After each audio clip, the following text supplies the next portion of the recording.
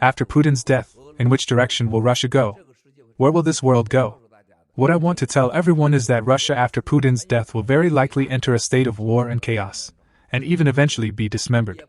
We do not rule out the possibility that someone could replace Putin to improve relations with Europe and the US, and certainly stay away from communist China and the CCP.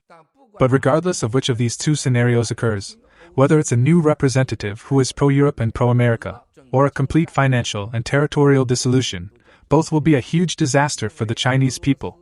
Because everything about Russia will affect China internally and the safety and well-being of the Chinese people. The second point that we need to talk about is the relationship between the US and Russia after Putin's death. After Putin's death, for the relationship between Russia and the US, I firmly believe the US will definitely have to clean up the mess. Otherwise, Russia's nuclear weapons will pose a huge threat to both the US and Europe. Therefore, the future politics and order of Russia under the leadership of the US will definitely not be beneficial to China. But this will be a good thing for the Chinese people. The third point is Europe. What is the relationship between Europe and Russia after Putin's death? I believe it's a major challenge for Europe because Russia's energy and natural gas are important resources that Europe depends on. The entire Europe will enter into instability after Putin's death.